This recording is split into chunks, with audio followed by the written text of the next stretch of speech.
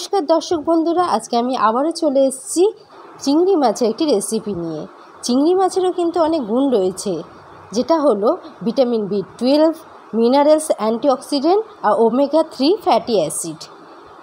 তো এখানে আমি চিংড়ি মাছগুলো নিয়ে নিয়েছি, সমস্ত চিংড়ি মাছগুলো ভালো করে ছাড়িয়ে নিয়েছি। এখানে দুই একটা চিংড়ি মাছ আমি একটু দেখিয়ে দিলাম ছাড়িয়ে।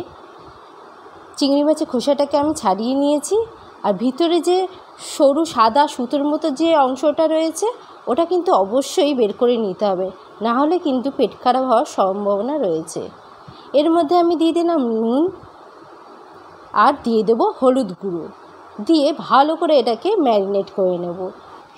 এখানে আমি নিয়ে নিয়েছি গোটা গরম মশলা, যেটা দেব ফোড়নে। নিয়েছি এলাচ, লবঙ্গ আর দালচিনি, আর নিয়েছি দুটো মাঝারি সাইজের পেঁয়াজ বেটে নিয়েছি আদা রসুন বাটা, নিয়েছি 4টে মতন কাঁচা লঙ্কা বাটা, নিয়েছি কাজু বাদাম বাটা,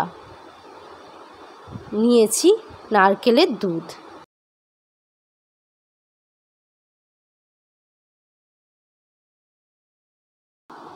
এখানে কড়াইটাকে আমি গরম করে নিয়েছি, তার মধ্যে দিয়ে দিলাম সর্ষের তেল, দিয়ে এবারে চিংড়ি মাছগুলো আস্তে আস্তে ছেড়ে দেব।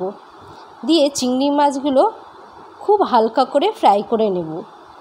চিংড়ি মাছগুলো বেশি ভাজলে শক্ত হয়ে যায়, সেটা তো আপনারা জানেনই। তো এখানে আমি হালকা করে ভেজে নেব।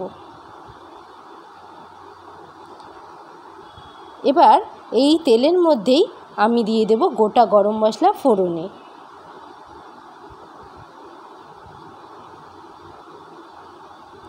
এবারে এর মধ্যে দিয়ে দেবো সামান্য একটু চিনি কালারের জন্য। দেওয়ার পরে দিয়ে দিলাম এখানে পেঁয়াজ বাটা। পেঁয়াজ বাটা দিয়ে ভালো করে নাড়িয়ে চাড়িয়ে নেব, যাতে ব্রাউন কালার হয়ে যায়।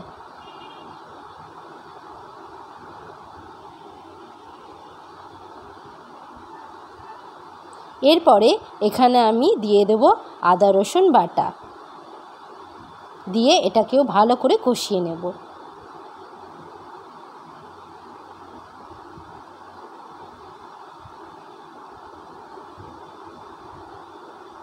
আদা রসুন বাটা দেওয়ার পরে এখানে আমি দিয়ে দেব হলুদ গুঁড়ো, দিয়ে দেব লঙ্কার গুঁড়ো, আর দিয়ে দেব ধনে গুঁড়ো, দিয়ে দেব সামান্য জিরে গুঁড়ো, আর দেব নুন, পরিমাণ মতো নুন, দিয়ে সমস্ত উপকরণ ভালো করে মিশিয়ে নেড়েচেড়ে নেব। এরপরে এখানে দিয়ে দেব কাঁচা লঙ্কা বাটা। এখানে 3-4টে কাঁচা লঙ্কা বাটা রয়েছে। ঝালটা আপনারা আপনাদের স্বাদ অনুযায়ী দেবেন, যেহেতু এখানে কাঁচা লঙ্কা আর গুঁড়ো লঙ্কা দুটোই ব্যবহার করা হয়েছে। এবারে এখানে আমি দিয়ে দেব কাজু বাটা। 6-7টার মতন কাজু বাটা নিয়ে এখানে আমি পেস্ট করে রেখেছিলাম, দিয়ে এটাকেও ভালো করে কষিয়ে নেওয়ার পরে এখানে আমি দিয়ে দেব ভেজে রাখা চিংড়ি মাছগুলো, দিয়ে চিংড়ি মাছটাকে ভালো করে মশলার মধ্যে কষিয়ে নেড়েচেড়ে নেব।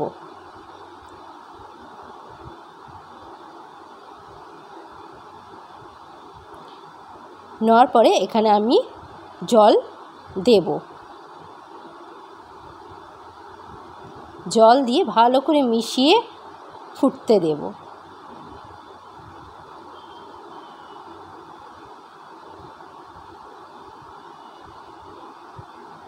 এখানে আমার ফুটে উঠেছে। এবার এখানে আমি নারকেলের দুধটা দিয়ে দিলাম। এইবারে ফুটে উঠলে এখানে আমি দিয়ে দেব একটুখানি সামান্য চিনি, দিয়ে দেব 1 চামচ ঘি, দেব গরম মশলা গুঁড়ো, দিয়ে এটাকে আমি একটু ঢেকে দেব 5 মিনিটের জন্য। দেওয়ার পরে এখানে আমার চিংড়ি মাছের মালাইকারি রেডি হয়ে গেছে।